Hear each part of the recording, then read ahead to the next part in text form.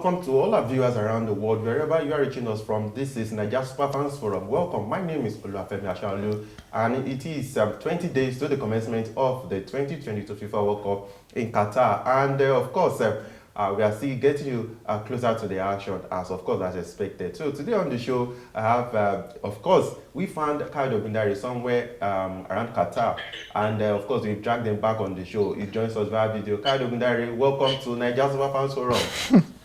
Thank you very. I can feel the excitement and in the atmosphere now. The World Cup is already on us. And thank you for dragging me back to the studio. It's a pleasure. James Agberebi is also live in the studio. James, you're welcome. Thank you, Femi. Always a pleasure. Well, I don't want to talk about Arsenal. Arsenal, they're still cruising in the Premier League, so much smile on James's face, and of course our producer. Okay, let's quickly give a sneak peek into what we'll be discussing on the show today. We'll be talking about our Flamingoes. Of course, Nigeria under-17 girls. They did well, finish with the bronze medal at India 2022 FIFA World Cup. Very, very sweet one. They won on penalty. They are third penalty shootout, of course, in the knockout phase of the competition. Was such a sweet one. And of course, the Nigeria under-23 men's team, of course, they qualified to the next and the final round of the qualifiers for the under-23 AFCON, which will also serve as qualifiers for the next Olympic game. Of course, the Black Meteors, of course, they did the job over their opponents. So we'll be looking at that on the show today. And of course, Muntari, remember, he was with As of Folk last season, and there are news that was going to be with Kotoko for this season. He's been talking about his experience in the Ghana Premier League, and I tell you, it's not fun to watch. This is our regular program. Of course, our daily countdown, of course, will still continue to take place. Okay, so Kayode, let's get started with you. You've been away for some time now, and thank God you're back. Before you, of course, you still tell us about your Qatar experience, but let's get started. The Flamingos, when I saw that they were going to face Germany for the bronze match, I had fear because I remember the first game against Germany, but of course, from 3 goals up, they gave up their lead, but eventually they won on penalties. Such a great feat by the girls to become the first African team ever to win a medal at all at this FIFA competition. Kayode. Well, it was nothing less than the girls deserved for their effort, even though, like I said before the beginning of this competition, for me, if you remember that, I have always have the problem with the kind of coaching that we have for our underage teams. These girls, I know it happens in football that you go 3 goals up, 2 goals up, you give up the lead sometimes. If you're lucky, you win penalties. If you are not, you lose out. But then, like I said, there are still rough edges to this team. They are not the ideal team yet. Hopefully, they graduate to the under-20. And when they do, I pray, when they become the Falconers now, I pray they are able, the experiences that they have had at this level. I've seen a couple of the girls, they caught the eye, especially the goalkeeper. For me, he was a standout player in their semi-final loss, and a couple of other girls around the pitch. So they can, as the years go by, they can mature and become better players to continue to feed the Falcons setup. That's the essence of these competitions. I'm not bothered about the results, about whether they won bronze or they won silver.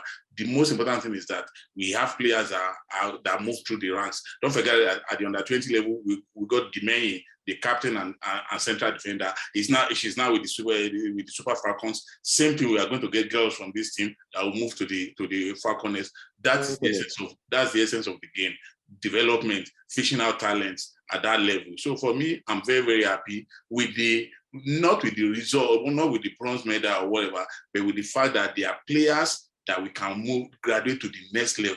That for me is the essence of this competition. All right, Kayode, thank you. Please still stay with us. James, before I ask you this question, please don't mention Arsenal. I'm in charge. If you mention Arsenal, we'll throw you out of the studio. Okay, let's talk about the girls. Because Arsenal, of course, they're just flexing model in the Premier League. Yeah. Let's talk about the girls. Were you expecting a victory for them? Because when I saw that they raced to a 3-0 lead, I almost didn't believe my eyes. But when they gave that up, my heart skipped. But at least, thank goodness that they will be coming back home. They're expected back in Nigeria tomorrow, and they'll be returning with something to show for their efforts. Yeah, just what Kayode said. They were able to get the bronze medal, but that's not the main thing. The most important thing is which are the players who emerged, who did very well that can progress into the Falconers from there to the Falcons. So for me, winning the bronze is just icing on the cake. It's not really the target. The target is for us to see how good these players are. But my only problem with the team is the coaching. I mean, right from, I've been saying this. I was going to ask you, do you think Bankole Olowokere should continue? No. At least he did something. These girls made history, the first African team. Femi, the truth is, when you look at the competition like this, what you are looking out for is the pattern of play, how these girls are able to interpret tactics and formation and all those things. But when you look at their games, I wasn't surprised that they defeated Germany because they're raising for a 3-goal lead and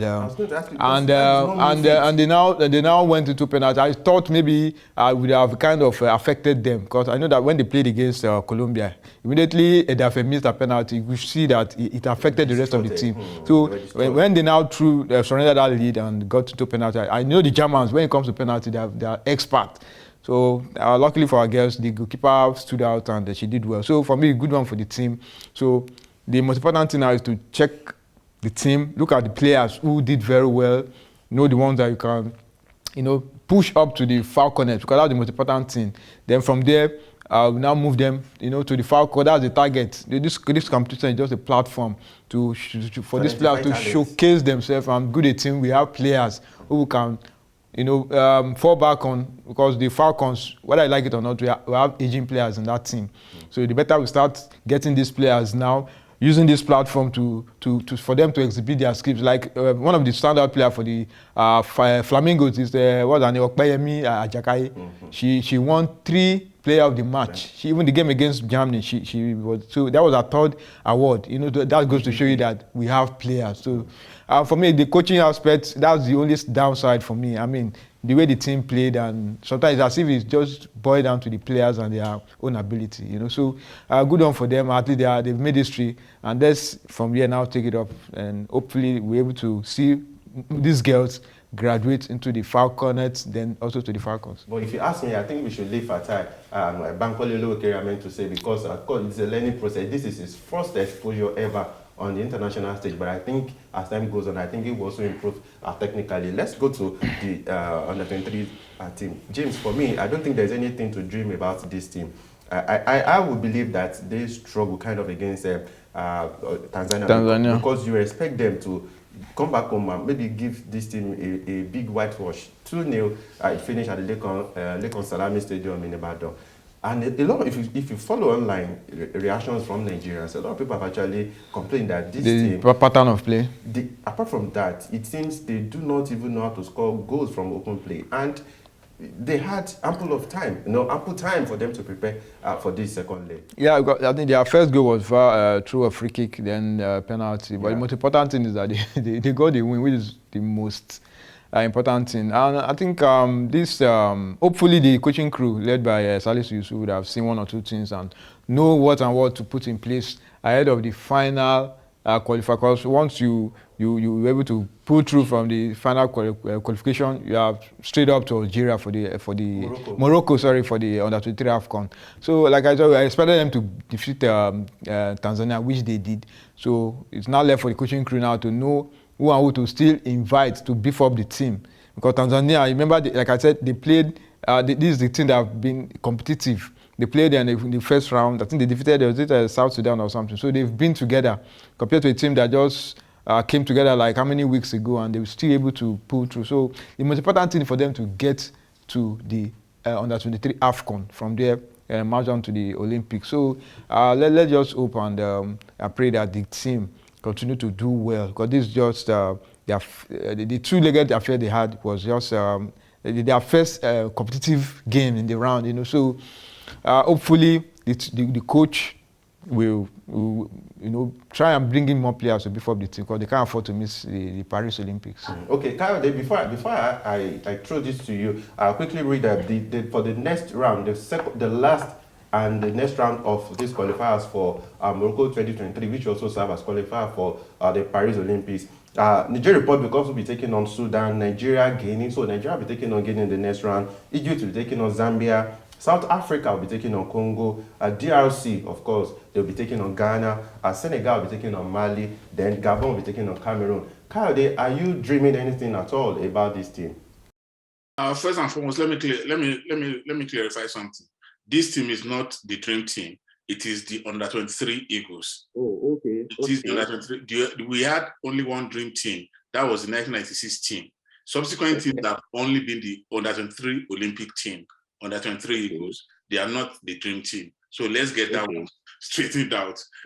Number two, we quickly forget that this team was cobbled together less than 2 weeks before the first leg against Tanzania away in Dar es Salaam. This was a team that when they got together, they were actually beaten 3-0 by an academy in Ibadan, Oyo State, via a BIA academy. So they are lucky that they played a Tanzania that is not on the same wavelength with the best West Africa can get together at this level. Now they are going to play Guinea, which is a notch higher than Tanzania. Hopefully the opportunity of playing 2 competitive games against Tanzania at the last round would help the team gel together a bit more. I wasn't expecting more than I saw them in the return leg.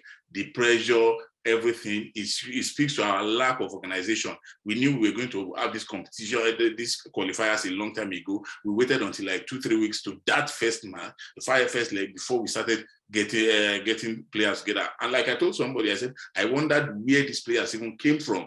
It showed that somebody just sat somewhere, cobbled this together. As time goes on, I expect a lot of chopping to be done. Some players will be dropped, others will be invited into the team. Already, I have a list of few players that have been signifying interest in playing for this team, because don't forget, this team is likely going to the Olympics. So for me, I expect them to get better as the days go by.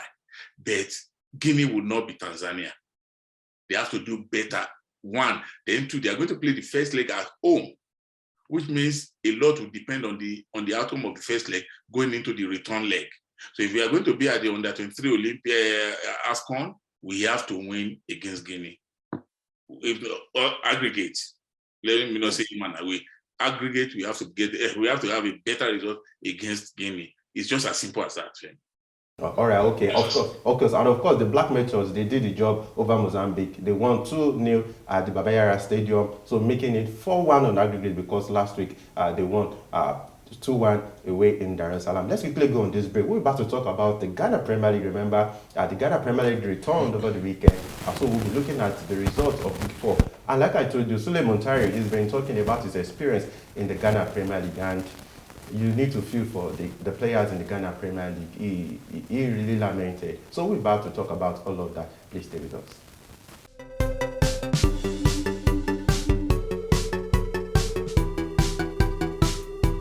Welcome back. It's still Nigeria Super Fans, and of course, this is our regular show, our daily countdown to the 2025 World Cup. Of course, will still take place. Now, let's get started with the Ghana Premier League with 4 fixtures, and we quickly read out the result. Beckham United, of course, playing at home, defeated Kotoko Royals by 1-0. And also Treman 3-0 over Karela United. Dreams, of course, they lost at home to Accra Lions. I think sometimes Lion can roll dreams out of you. They lost at home. Then Medema, of course, also lost at home to Edwana FC. Legon Cities, they play 1-0 at home to Berekum Chelsea. As of folk, finally they returned to winning ways. Remember, they have a new coach, Slavko Matic, of course.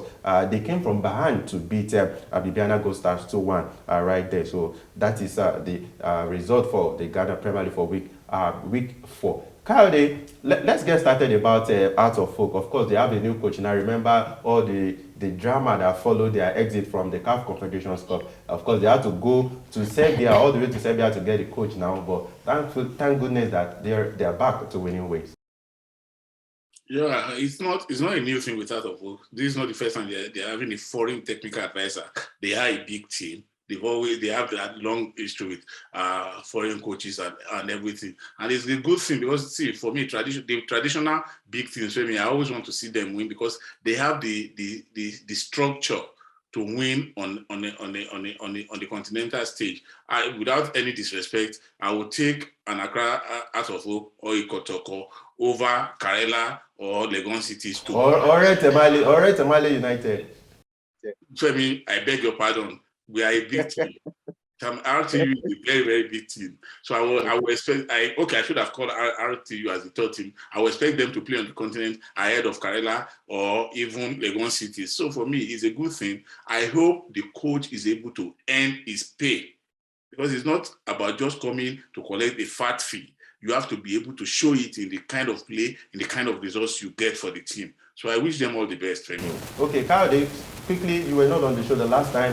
Of course, the court threw out the injunction by Ashanti Gold against the Ghana Premier League. Of course, that is what we have at the Ghana Premier League return over the weekend. So I think it is a good one. Now we can now move forward. And of course, they also awarded the 20,000 CDs against Ashanti Gold. So just to emphasize that. James, let's talk about Sule Muntari because we are running out of time now. He was with out of work last season, and during the off-season, during the summer now, there were reports that he was looking at playing for Kotoko, and he actually confirmed that in an interview. But specifically, he really lamented about the plight of Ghana players in the Premier League. He said they travel long hours and they have a few time to rest. And just saying that this is not what is applicable in Europe. I thought this only happens in Nigeria. That's the sad part when it comes to football and this part of the world. I mean, this is somebody who has played to the highest level, the Champions League winner. You've seen it all, played under the best managers, so they know what goes through, what happens in all these countries. I mean, in terms of talent, we have it here, but we always talk about organization, the people who run the game in this country. I mean, it's as if these people, they are just focused on their own personal interests, don't care about the welfare of players. I mean, you want to go and play a football game and you have to travel like a whole day's journey. Then what kind of performance do they expect you to now put out? I mean, so some of these things are part of the things why you see players always running away from the league. They want to go and play abroad. They don't even matter. They don't care about the country they are going to. The most important thing, they know that once they get there, everything will be in place in terms of welfare and everything. That's the major problem we have in this part of the world. I mean, if all those things are not put in place, you are not going to get the best from these players. I mean, it's as if they are just wasting energy and wasting, so they need more players like this to come out and talk sense into the bodies who run this. I mean, you can't continue like, you can't have a league like as big as the Ghana Premier League with talented players, then they keep going through. We thought it's only in Nigeria that we experience all these things. But I mean, it just goes to, if a player like Sule Muntari can come out and say this, I mean, it goes to show that those running the league, they have a lot of work to do. Coyote, quickly, the producer just said we have 1 minute to go, but quickly say something about Sule Muntari. He was saying that last season, he said last season when he was with Arts of Folk that in one of the travels, he had to take a flight from Accra to Tamale for a game against Red Tamale United, and he said it is awful. You see players fagged out, tired, out of long journey, and they still have to play a game just a few hours after the time. This is really, really absurd. Femi, I think that applies in most of West Africa. So it's not a new thing. Let me quickly remind you about when Ahmed Musa briefly joined Canopy last year. He also refused to play away matches. Yeah. He refused to go to away matches. People didn't understand why, but I did. Femi, have you tried traveling from Lagos to Maiduguri by bus? You are not even going there to play. Let alone players who have to have blood circulating in their veins, they get to a match venue, they play, and have to travel back all within 24 hours. That also contributes to the level and quality of the game in this sub-region. So for me, I do not have any issues with Sule Muntari. It is just, but I appreciate his coming back. He's beaming the light on the league now will make all of us sit down. This is not a Ghana thing. It's not a Nigerian thing. It's a team in West Africa. Most of Africa, that we have a long way to go. Our league is not what it should be. We should be doing better than that. So I thank Sule Muntari for bringing the plight of Ghana players to limelight, because a lot of people wouldn't have known. Femi, what does it cost to fly your team from Accra to Tamale? How long does it take? If you have the full fixture for a whole season, you can have an agreement with a local airline that will take your players on their away travels. Last season, Aqua United did it. Most of their travels, I think any distance above 200 kilometers, they went by flight. It is something, it just boils down to organization for me. It is not rocket science. Oh. All right, Kayode, unfortunately, we have so much to talk about, but this is where we have to end it. Our producer is already flexing the muscle. He said, we're Arsenal, we're going to throw you out of the studio. We have to just leave it at this today. We want to thank FIFA for helping us to locate Kayode in Qatar. He's back on the show now. To our fans around the world, we appreciate you for staying with us. Don't forget to, get your fingers crossed for our daily countdown to the 2025 World Cup, just 20 days away from now. James Agberebi, thank you for coming on the show. Thank you, Femi. So until next time, of course, it's still Nigeria Super Fans Forum. And I remain Olufemi Ashalu. See you on our daily countdown. Bye for now.